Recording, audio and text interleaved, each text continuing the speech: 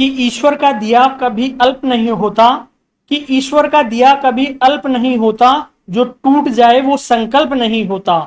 हार को लक्ष्य से दूर ही रखना मेरे दोस्त, हार को लक्ष्य से दूर ही रखना मेरे दोस्त, क्योंकि जीत का कोई विकल्प नहीं होता, क्योंकि जीत का कोई विकल्प नहीं होता।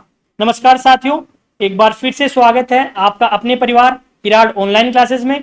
हम उम्मीद करते हैं कि आप सभी स्वस्थ होंगे, सकुशल होंगे और आर्मी जीडी की तैयारी कर रहे होंगे। रैलियां चल रही है, उसकी भी तैयारी आपकी हो रही होगी, अच्छे से फिजिकल दे रहे होंगे, इसके साथ साथ रिटर्न एग्जाम की भी तैयारी कर रहे होंगे। तो देखिए, हमारी क्लासेस चल ही रही थी, 10 क्लासेस हो चुकी हैं। अगर आपने नहीं देखी है तो लिंक डिस्क्रिप्शन में दिया हुआ है, जाके देखिए। मोस्ट इंपोर्टेंट क्वेश्चन जो बन सकते हैं जनरल साइंस के और जीके के, यानी कि जीके और जनरल साइंस के जो मोस्ट इंपोर्टेंट क्वेश्चन है एग्जाम की दृष्टिकोण से आर्मी जीडी से, वो हम कवर अप कर रहे हैं। 10 क्लासेस के अंदर हमने लगभग 240 क्वेश्चन तो जीके के कर लिए हैं और लगभग 200 क्वेश्चन जनरल साइंस के कर चुके हैं हम। तो देखिए, आज नई क्लास है। इसके साथ साथ हमारा टेलीग्राम चैनल, जिसका लिंक डिस्क्रिप्शन में दिया हुआ है, उसको जाके ज्वाइन कर लीजिए। उस पर डेली बेसिस पे क्विज ऑर्गेनाइज कराए जाते हैं, जिससे कि आप क्या कर सकते हैं, अपनी तैयारी को और अच्छे से कर सकते हैं। इसी के साथ साथ जो मंडे टू फ्राइडे या सैटरडे तक हमारा क्विज होता है, इसमें जो स्टूडेंट सबसे ज्यादा सही उत्तर देगा उसको हम जो आर्मी जीडी है उसकी practice set free of cost provide करा रहे हैं, यानी कि बिना किसी 1 रुपए का चार्ज के, सिर्फ पोस्टल चार्ज से वो आपको बुक दी जाएगी। तो अभी जाके ज्वाइन कर लीजिए टेलीग्राम चैनल, लिंक डिस्क्रिप्शन में दिया हुआ है। तो क्लास को शुरू करते हैं, उससे पहले चैनल पे नए हैं तो चैनल को सब्सक्राइब कर लीजिए और वीडियो को लाइक और शेयर कर दीजिए। तो चलिए आज की क्लास को शुरू करते हैं। आज का हमारा पहला क्वेश्चन है कि ऋग्वैदिक काल के प्रमुख देवता थे, यानी कि जो ऋग्वैदिक का काल था उसमें जो प्रमुख देवता थे, यानी जो सबसे ज्यादा लोग किसे पूछते थे, इंद्र, प्रजापति, महेश या इनमें से कोई नहीं। तो इसका राइट आंसर क्या हो जाएगा, इंद्र को। किसको, इंद्र को, यानी कि ऋग्वैदिक काल के अंदर इंद्र क्या थे, प्रमुख देवता थे।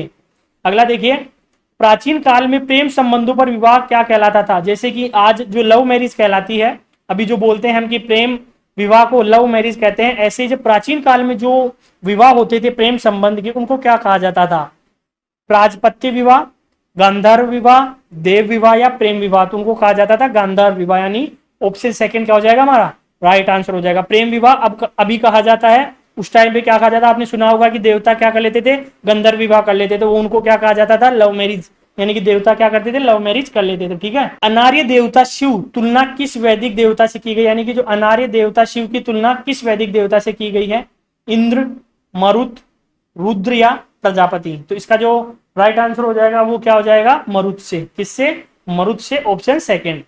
अगला देखिए, अंतिम जैन तीर्थकर, मोस्ट इंपोर्टेंट क्वेश्चन है, अंतिम जैन तीर्थकर कौन थे, आदिनाथ, महावीर, पार्श्वनाथ या भद्रबाहु। तो इसका जो राइट आंसर हो जाएगा वो क्या हो जाएगा, महावीर।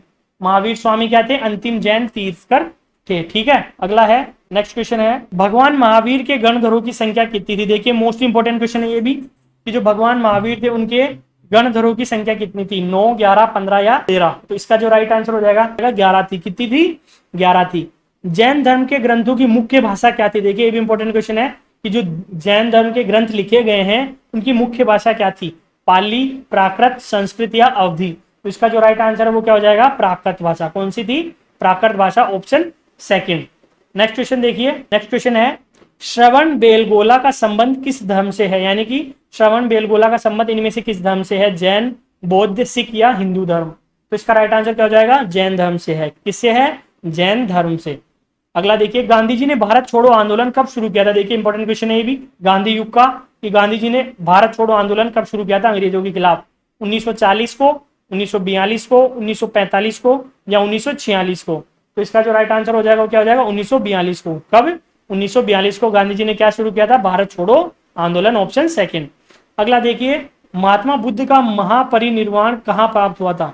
देखिए, मोस्ट इंपोर्टेंट क्वेश्चन है ये भी, कि महात्मा गौतम बुद्ध थे, उनका जो महापरिनिर्वाण था वो कहाँ पे हुआ था, कपिलवस्तु में, पाटलिपुत्र, कुशीनगर में या गया में। तो इसका राइट आंसर क्या हो जाएगा, कुशीनगर के अंदर, ऑप्शन थर्ड। ठीक है। अगला क्वेश्चन देखिए, नेक्स्ट है, किसके अष्टांग मार्ग अपनाने की शिक्षा दी, यानी कि किसने अष्टांग मार्ग अपनाने की शिक्षा दी थी, महावीर, बुद्ध, कृष्ण या चारवाक। तो इसका जो राइट आंसर हो जाएगा वो क्या हो जाएगा, बुद्ध ने, गौतम बुद्ध ने दिया था क्या, अष्टांग मार्ग अपनाने की शिक्षा दी थी। ठीक है, और इसके साथ देखिए अगला क्वेश्चन है, निम्नलिखित में से बौद्ध धर्म के 3 रत्न का अंग नहीं है। यानी कि त्रिरत्न है, आपको पता होगा कि बौद्ध धर्म में क्या है, त्रिरत्न, तो अंग कौन सा नहीं है, इनमें से कौन सा है जो त्रिरत्न का अंग नहीं है, बुद्ध, धम्म, निर्वाण या संघ। तो इसका जो राइट आंसर हो जाएगा वो कौन सा हो जाएगा, निर्वाण। बाकी 3 क्या है, त्रिरत्न है, यानी ये तीनों रत्न कौन कौन से हैं, बुद्ध, धम्म और संघ, जबकि निर्वाण क्या है, त्रिरत्न का अंग नहीं है। ठीक है, तो ऑप्शन 3 क्या हो जाएगा, राइट आंसर हो जाएगा। अगला क्वेश्चन है, बरहुत तथा अमरावती सुप्रसिद्ध केंद्र थे। देखिए इंपॉर्टेंट क्वेश्चन है कि बरहुत और अमरावती किसके सुप्रसिद्ध केंद्र थे, जैन धर्म के, शैव मत के, बौद्ध धर्म के या भागवतवाद के। तो इसका राइट आंसर क्या हो जाएगा, इसका हो जाएगा बौद्ध धर्म के सुप्रसिद्ध केंद्र थे कौन से, बहुरत और अमरावती। अगला देखिए, बौद्ध धर्म ग्रहण करने वाली पहली महिला कौन थी। देखिए मोस्ट इंपोर्टेंट क्वेश्चन है कि वो महिला कौन थी जिसने सबसे पहले बौद्ध धर्म ग्रहण किया था या बौद्ध शिक्षा ली थी, त्रिशाला, गौतमी, यशोधरा या बिंबा। तो इसका जो राइट आंसर हो जाएगा वो क्या हो जाएगा, गौतमी। ठीक है, क्या हो जाएगा, गौतमी, ऑप्शन 2। अगला है, निम्नलिखित में से कौन सा बौद्ध कला का घोतक नहीं है। इसका राइट आंसर क्या हो जाएगा, बुद्धि के स्मृति चिन्हों से युक्त स्तंभ क्या नहीं है, बौद्ध कला का घोतक नहीं है। अगला है, पार्श्वनाथ की शिक्षाओं में महावीर ने जोड़ा, यानी कि जो पार्श्वनाथ ने शिक्षाएं दी थी उनमें महावीर स्वामी ने क्या ऐड किया था, सत्य, अहिंसा, असत्य, ब्रह्मचार्य।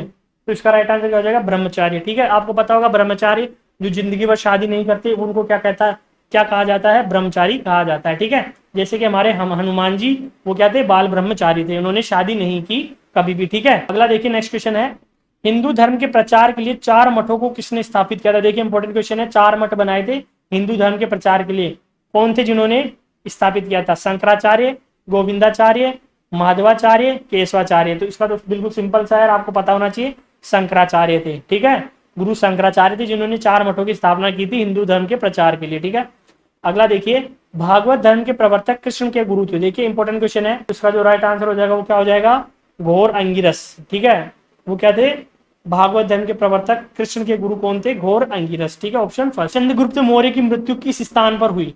देखिए मोस्ट इंपोर्टेंट है ये भी, कि चंद्रगुप्त मौर्य की मृत्यु किस स्थान पर हुई थी, वाराणसी, बोध गया, पाटलिपुत्र या श्रवण बेलगोला। तो इसका राइट आंसर क्या हो जाएगा, श्रवण बेलगोला। ठीक है, जिसका अभी संबंध हमने बताया था किससे था, जैन धर्म से संबंध है। ठीक है, अगला देखिए, कलिंग युद्ध की विजय तथा क्षत्रियों का वर्णन अशोक के किस शिलालेख में। देखिए इंपॉर्टेंट क्वेश्चन है कि जो कलिंग का युद्ध हुआ था जिसमें कि अशोक क्या होता विजय हुआ था, तथा क्षत्रियों का वर्णन, विजय और उसके साथ जो क्षत्रियां हुई थी उसका वर्णन अशोक के किस शिलालेख में है, पहले में, दूसरे में, 12वें में या 13वें में। तो इसका जो राइट आंसर हो जाएगा वो कौन सा हो जाएगा, 13वें के अंदर है। ठीक है, किसमें है, 13वें के अंदर है। ठीक है, नेक्स्ट क्वेश्चन है, सांची स्तूप किसके शासनकाल में बना था। देखिए बिल्कुल कॉमन क्वेश्चन है, जनरल क्वेश्चन है, बहुत बार एग्जाम में पूछा जा चुका है, आपके एग्जाम में भी पूछा जा सकता है। सांची स्तूप किसके शासनकाल में बना था, कनिष्क, चंद्रगुप्त मौर्य, अशोक या समुद्रगुप्त। तो इसका राइट आंसर क्या हो जाएगा, इसका हो जाएगा अशोक के में। ठीक है, अगला देखिए, निम्न में से कौन सा शासक बौद्ध धर्म का अनुयायी नहीं था, यानी कि जो क्या था, बौद्ध धर्म का अनुयायी नहीं था, बिंबिसार, प्रसेनजीत, चंद्रगुप्त मौर्य, अजात शत्रु। इसका राइट आंसर हो जाएगा, ये हो जाएगा चंद्रगुप्त मौर्य क्या था, बौद्ध धर्म का अनुयायी नहीं था। अगला है, पाटलिपुत्र राजधानी थी। देखिए इंपॉर्टेंट क्वेश्चन है और बिल्कुल सिंपल है, पाटलिपुत्र किसकी राजधानी थी, गुप्त वंश, मौर्य वंश, कुषाण वंश या चोल राजाओं की। इसका राइट आंसर क्या हो जाएगा, मौर्य वंश की राजधानी थी पाटलिपुत्र। अगला है, मेगस्थनीज किसके दरबार में था। देखिए मोस्ट इंपोर्टेंट क्वेश्चन, ये भी बहुत एग्जाम में पूछा गया है, मेगस्थनीज किसके दरबार में था, चंद्रगुप्त मौर्य, अशोक, हर्ष या इनमें से कोई नहीं। तो इसका राइट आंसर क्या हो जाएगा, चंद्रगुप्त मौर्य के दरबार में था मेगस्थनीज। अगला है, अशोक की राजधानी कहाँ थी, यानी कि अशोक की राजधानी कहाँ थी, पाटलिपुत्र, वाराणसी, सांची या उज्जैन। इसका राइट आंसर क्या हो जाएगा, पाटलिपुत्र। क्यों, क्योंकि वो भी किसमें था, मौर्य वंश का था, तो इसलिए अशोक की राजधानी कहाँ थी, पाटलिपुत्र। अगला है, चाणक्य का अन्य नाम था। देखिए इंपॉर्टेंट क्वेश्चन है कि चाणक्य का अन्य नाम क्या था, तो वो था विष्णुगुप्त। ठीक है, क्या था, विष्णुगुप्त। ऑप्शन 2 क्या हो जाएगा, राइट आंसर हो जाएगा। अगला है, कौटिल्य किसका सलाहकार था। देखिए इंपॉर्टेंट क्वेश्चन है, कौटिल्य किसका सलाहकार था, चंद्रगुप्त विक्रमादित्य का, चंद्रगुप्त मौर्य का, अशोक का या अजात शत्रु का। तो राइट आंसर क्या हो जाएगा, चंद्रगुप्त मौर्य का सलाहकार था कौन, कौटिल्य। देखिए ये है क्वेश्चन मेन इंपॉर्टेंट, भारत का नेपोलियन किसे कहा जाता है। इतने एग्जामों में आया हुआ है, बहुत सारे एग्जामों में आया हुआ है ये क्वेश्चन, और बच्चे हर बार गलत कर देते हैं। भारत का नेपोलियन समुद्रगुप्त को कहा जाता है। किसे कहा जाता है, समुद्रगुप्त, यानी ऑप्शन 2। अगला देखिए नेक्स्ट क्वेश्चन है, भारत पर हूणों का पहला आक्रमण किसके शासन काल में हुआ, यानी कि भारत के ऊपर पहला आक्रमण हुनों का किसके शासनकाल में हुआ था? तो इसका जो राइट आंसर हो जाएगा वो हो जाएगा गुप्त वंश के। किसके शासनकाल में हुआ था? गुप्त वंश के शासनकाल में। अगला देखिए, गुप्त काल में भारत का महानतम कवि कौन था? मोस्ट इंपोर्टेंट क्वेश्चन है कि गुप्त काल के अंदर भारत का सबसे महान कवि कौन सा था? तो इसका राइट आंसर क्या हो जाएगा? कालिदास था। ठीक है, कालिदास जिनकी बहुत सी रचनाएं हैं, ये भी पूछा लेता है कभी कभी। अगला है, अजंता की गुफाएं किसके लिए प्रसिद्ध हैं? मोस्ट इंपोर्टेंट है ये भी। अजंता की गुफाएं किसके लिए प्रसिद्ध हैं? मूर्तिकला, चित्रकला, वास्तुकला या शिल्पकला? तो राइट आंसर हो जाएगा किसके लिए है? चित्रकला के लिए प्रसिद्ध है। देखिए अब कुछ क्वेश्चन है जनरल साइंस के, जिसमें पहला क्वेश्चन है, किस यंत्र की सहायता से नक्षत्रों का अध्ययन किया जाता है? इंपॉर्टेंट क्वेश्चन है भी कि वो कौन सा यंत्र होता है जिससे कि जो नक्षत्र होते हैं उनका अध्ययन किया जाता है? तो इसका जो राइट आंसर हो जाएगा वो हो जाएगा टेलीस्कोप से। ठीक है, आप सभी को पता होगा, तो टेलीस्कोप से अध्ययन किया जाता है। अगला देखिए, भूकंपों का अध्ययन कहलाता है, भूकंपों का अध्ययन क्या कहलाता है? तो इसका जो राइट आंसर हो जाएगा वो क्या जाएगा? सिस्मोलॉजी। क्या कहलाता है? Seismology, option second. अगला देखिए, परमाणुवीय नाभिक किसने खोजा था? देखिए इंपॉर्टेंट क्वेश्चन है भी कि जो परमाणुवीय नाभिक था उसकी खोज किसने की थी? रदरफोर्ड, डाल्टन, आइंस्टीन या थॉमसन? तो इसका जो राइट आंसर हो जाएगा वो क्या हो जाएगा? किसने की थी? रदरफोर्ड ने, ऑप्शन फर्स्ट। अगला क्वेश्चन है, निम्न में से कौन सी राशि रिएक्टर पैमाने पर मापी जाती है? इंपॉर्टेंट क्वेश्चन है, रिएक्टर पैमाने पर मापी जाती है। तो आप सभी को पता होगा कि जो भूकंप की तीव्रता है वो रिएक्टर स्केल पे मापी जाती है, यानी ऑप्शन थर्ड। आपको पता है भूकंप के झटके किस पे नापे जाते हैं? रिएक्टर पैमाने पे या रिएक्टर स्केल पे। अगला है, हृदय की धड़कन सुनने के लिए यंत्र है। देखिए तो आपको पता ही होगा, डॉक्टर के पास जाते हैं तो आपने देखा होगा, उसको क्या कहते हैं? स्टेथोस्कोप कहते हैं। ऑप्शन सेकंड क्या हो जाएगा? Right answer. अगला मोस्ट इंपोर्टेंट क्वेश्चन है, टेलीविजन का आविष्कार किया। जनरल साइंस के क्वेश्चन है, इसके साथ साथ आपकी जनरल नॉलेज और आईक्यू लेवल को भी बढ़ाएंगे, क्योंकि ये बहुत ही ट्रिकी क्वेश्चन है, हर एग्जाम में पूछ लेता है। आर्मी, जीडी में तो पूछने के चांसेस हैं ही, इसी के साथ साथ कुछ और एग्जाम्स भी होते हैं जहां पे भी जब जनरल साइंस के क्वेश्चन आएंगे तो ये उनके लिए भी क्या है? मोस्ट इंपोर्टेंट है। तो टेलीविजन का आविष्कार किसने किया था? तो इसका जो राइट आंसर हो जाएगा वो हो जाएगा क्या? जेएल बेयर्ड ने किया था। ठीक है, जेएल बेयर्ड, ऑप्शन सेकंड। अगला है, तापमान के मापन के लिए इनमें से किसका उपयोग किया जाता है? बिल्कुल सिंपल सा है, किसका किया जाता है? थर्मामीटर का किया जाता है। ठीक है, किसका किया जाता है? थर्मामीटर का। ठीक है, ऑप्शन सेकंड। तो अगला देखिए, अगला क्वेश्चन है 205 नंबर का, वाष्पीकरण से उत्पन्न होती है। देखिए वाष्पीकरण होता है तब तो क्या उत्पन्न होती है? ठंडक होती है। ठीक है, जैसे ही वाष्पीकरण वेपराइजेशन होगा तो वहां क्या हो जाएगी? ठंडक उत्पन्न होगी, ना कि गर्मी होगी। Option second. अगला देखिए, अगला क्वेश्चन है, निम्न में से वह पदार्थ जो तीनों भौतिक अवस्थाओं में पाया जाता है, मोस्ट इंपोर्टेंट क्वेश्चन है, जो सॉलिड, लिक्विड, गैस तीनों स्टेट के अंदर पाया जाता है, वो कौन सा है? मोस्ट इंपोर्टेंट क्वेश्चन है, उसका राइट आंसर हो जाएगा जल, पानी। ठीक है, जनरल है वैसे तो, लेकिन बहुत से बच्चे अटक जाते हैं। पानी क्या सॉलिड, लिक्विड, गैस तीनों में पाया जाता है। भाप के रूप में तो गैस में पाया जाता है, लिक्विड पानी के रूप में पाया जाता है, और बर्फ के रूप में सॉलिड स्टेट में पाया जाता है। अगला है, अशुद्ध जल से बड़ी मात्रा में पेयजल तैयार किया जाता है, कैसे? यानी कि जो इम्प्योर वाटर है उससे पीने का पानी तैयार किया जाता है, किस तरीके से किया जाता है? तो निथार कर। ठीक है, किससे? निथार कर। अगला है, बोहर सिद्धांत निम्नलिखित में से समझाता है, यानी कि जो बोहर मॉडल है या बोहर प्रिंसिपल वो क्या समझाता है? स्टार्क इफेक्ट, जीमन इफेक्ट, एक इलेक्ट्रॉन प्रणाली का स्पेक्ट्रम, बहु इलेक्ट्रॉन प्रणाली का स्पेक्ट्रम। तो इसका जो राइट आंसर हो जाएगा वो हो जाएगा एक इलेक्ट्रॉन प्रणाली का स्पेक्ट्रम समझाता है बोहर एटॉमिक मॉडल। ठीक है, अगला है, परमाणु बने होते हैं। मोस्ट इंपोर्टेंट क्वेश्चन है, परमाणु किससे बने होते हैं? इलेक्ट्रॉनों से, प्रोटोनों से, इलेक्ट्रॉन प्रोटॉन दोनों से, या इलेक्ट्रॉन और नाभिक से?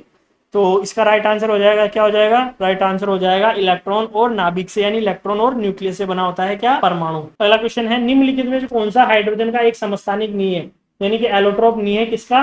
हाइड्रोजन का एलोट्रोप नहीं है। इनमें से कौन सा नहीं है? Tritium, titanium, deuterium, protium. तो आपको पता होगा कि टाइटेनियम क्या है? एक मेटल है, यानी एक अलग ही मैटर है, जबकि बाकी के तीन क्या है? हाइड्रोजन की क्या है? एलोट्रोप्स हैं। तो ऑप्शन सेकंड क्या हो जाएगा हमारा? राइट आंसर हो जाएगा। ठीक है, तो इसका आंसर क्या हो जाएगा? Option second. अगला देखिए, अगला क्वेश्चन देखिए, सागरीय खरपतवार किसका महत्वपूर्ण स्रोत है? देखिए मोस्ट इंपोर्टेंट है ये भी, सागरीय खरपतवार किसका महत्वपूर्ण स्रोत है? इनमें से लोहा, क्लोरीन, ब्रोमीन या आयोडीन? तो इसका राइट आंसर हो जाएगा, क्या हो जाएगा? Iodine, option 4।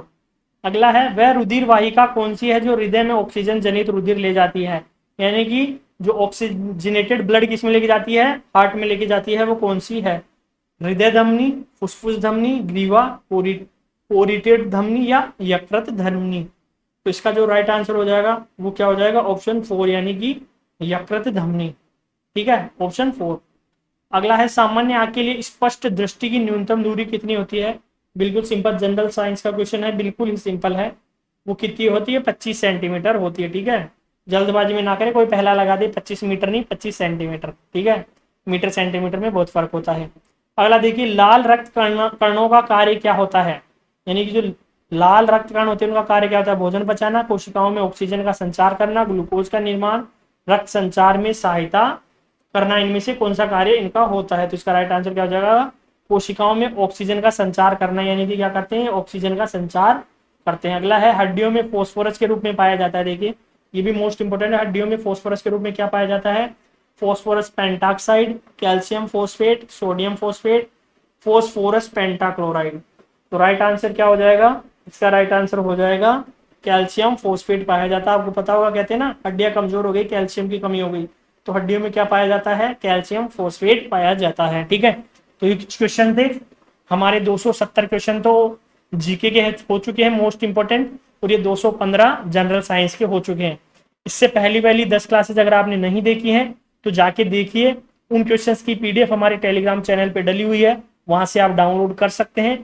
क्योंकि इससे क्या हो जाएगा, आपके क्वेश्चन तैयार हो रहे हैं, आगे भी किसी और एग्जाम की आप तैयारी करेंगे तो उनके लिए भी क्या हो जाएगा, आपके पास एक क्वेश्चन बैंक हो जाएगा। हमारी कोशिश रहेगी कि हम आपको ज्यादा से ज्यादा क्वेश्चन प्रोवाइड करा दें इस एग्जाम से रिलेटेड, यानी कि एग्जाम के टाइम ऐसा कोई क्वेश्चन ही ना बचे जनरल साइंस का और जीके का जो आपको ना आए। हम इतने क्वेश्चन करा देंगे, तो हमारा यकीन मानिए। अगर चैनल पे नए हैं तो चैनल को सब्सक्राइब कर दीजिए, जिससे जैसे ही अगला वीडियो अपलोड होगा आपको नोटिफिकेशन मिल जाएगा। अगर वीडियो पसंद आए तो वीडियो को लाइक कर दीजिए, चैनल को सब्सक्राइब कर दीजिए।